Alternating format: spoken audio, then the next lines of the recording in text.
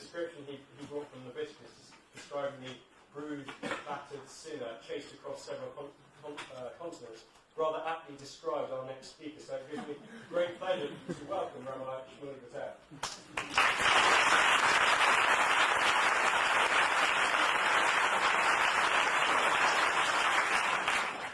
Thank you.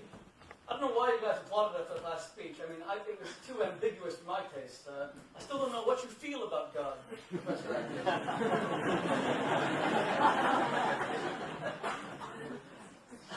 Epstein, the great clothes manufacturer, is having a terrible year. He's had to lay off 500 employees. He's verging on the brink of bankruptcy. So he finally listens to his wife's advice and he checks into a psychiatrist. And in the first visit he says, "You have to help me, you have to help me. My life has disintegrated to such a point that lately I've even contemplated suicide. I'm thinking of taking my own life. Could you imagine? Give me advice. What should I do?" The psychiatrist looked him straight in the eye and said, "Pay in advance." Our society, the L'chaim Society, has paid in advance for these events. We've had six debates. This is the seventh on science versus religion. Just said earlier, religion has lost every time. Not very good for a society seeking to promote religion. But tonight I brought with me my secret weapon, my mother from Miami. And she promised to vote for me, so I'm warning you that now. It's also her birthday, so today. So as a birthday present, you all have to vote for us as well. Quasimodo, as advertised in the church at Notre Dame for a new bell ringer. He's tired. First guy comes to apply, he's too tall. Second guy comes, he's too short. Believe me, I know. And suddenly the guy comes up with no arms. Quasimodo says, "Come on, you gotta be joking." The man says, "Give me a chance. This is the age of political correctness. Just because I have a disability, you won't hire me, I'll see you." Quasimodo says, "Okay, fine."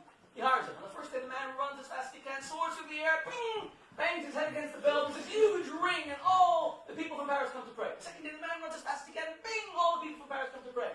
And Quasimodo is so happy. And the third day, the man runs as fast as he can, towards the bell, misses it completely, falls all the way down the cathedral, splat all over the ground, and all the people run over.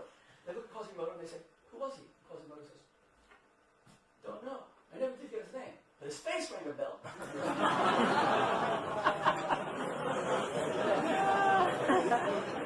I'm getting there.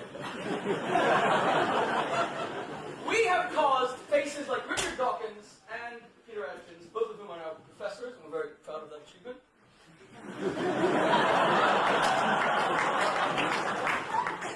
We've caused their faces to ring bells. As you heard Josh say, Richard Dawkins is now lionized as the world's greatest atheist. In fact, that's by Paul Johnson in his book, Quest for God, which I have in my briefcase. If you search on atheism, there's a worldwide webpage, a whole atheism.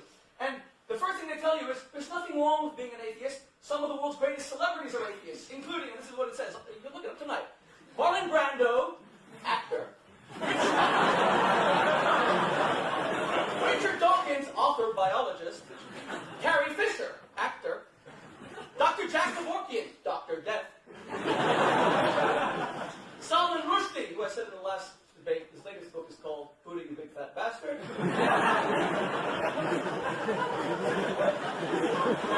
Ted Turner and Arnold Schwarzenegger. So we are clearly sitting here in the face of a great celebrity. I should also mention, though, this is something that was not scripted. I'm having it coming out, to be perfectly honest. Before this debate, Professor Peter Atkins did something, this is true, which was a great act of generosity, humility, and was a great inspiration to me. A private affair.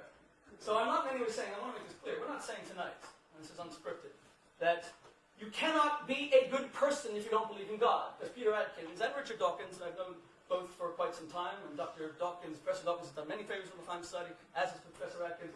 We're not saying they're bad people. What we're saying is that in the same way footballers are nice people, but they don't get their ethics or their values from football, a totem pole worshiper can be a good person and he doesn't get his ethics or values from totem pole worshiping. A scientist, an atheist, an enemy of religion can be a good person, but where does he get his values from? Atheism? Doesn't atheism literally mean the lack of belief? Doesn't it posit a global nothingness, as Professor Atkins says, meaninglessness? Josh said I wrote the Jewish Guide to Adultery. When I wrote the book, my friend Jewish guy to eminent. And I said, at the time I thought it was laughable until a television company called me up and asked me if I'd do a debate on the Jewish guide to SNL.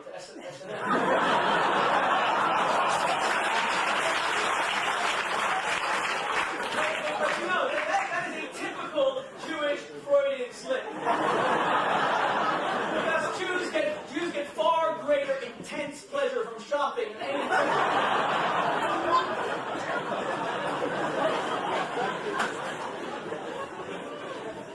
So, I was asked to debate a group of men, quote, who gathered together every Thursday, much like the ones who are now appealing in the Brussels High Court of Appeals. Or was it Brussels? They get together and, quote, this is what they wrote to me, so I did it. They hammer nails to each other's scrotums. They sandpaper their testicles. They hang saws and weights in their genitals. They light fireworks on their genitals. They drip hot wax at each other's organs. And, for posterity's sake, they video the result. Now, I was asked, what was my argument against this? I said, none. It's quite interesting, actually. But think for a moment. Their whole argument is the argument of consent. What two adults do in the privacy of their own bedroom is only their business. As Professor Atkins said, God can be very obtrusive. So why don't we, in that case, allow incest for two consenting adults? What is the scientific argument against incest? You'll say the offspring are going to have an arm growing out of their ear. Well, we'll have to just make a precondition that the woman has got to be sterilized, or she has to get a contraceptive. What is the argument against necrophilia? What if two lovers decide, look, it's my body, I want to leave this body to you, so you can use it at parties. Take it to the local pub.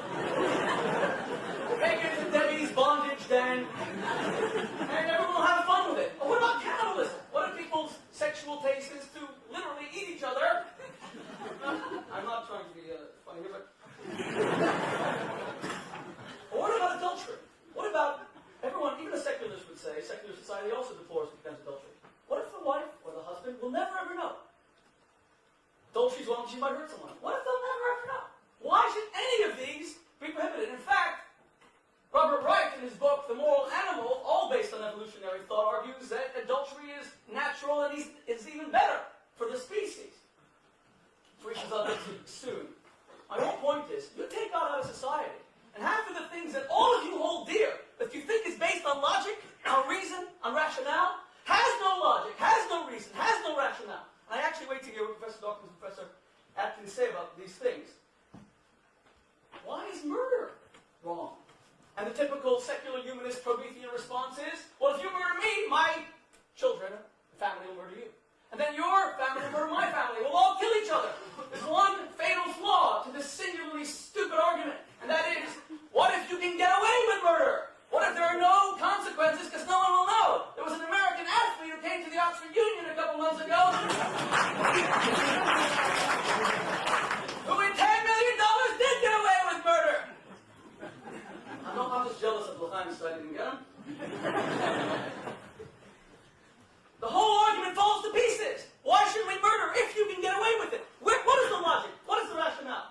In fact, Gidon Hausner, who was the Attorney General of the State of Israel, who prosecuted Adolf Hitler in 1961, was asked 3 years later in an interview, what did you find the most horrible, the most frightening thing about coming face to face with a mass murder of 6 million innocent victims? And his response, the feature of Eichmann's I found the most reprehensible and frightening was that Eichmann was a completely rational and sane man. He's completely rational and sane because you can't rationalize murder. Because people always whitewash and rationalize their crimes. What about a case the way Dostoevsky described the Crime and Punishment? About a woman who is a loan shark who kicks out people out of their houses into the freezing cold, and a boy watches his sister sold into slavery because she can't pay her rent. And then he asks the woman to relent, but she won't, and he murders her. Isn't that Dostoevsky posits the perfect moral dilemma? Why is that wrong? Isn't it heroic? Doesn't this woman deserve to die?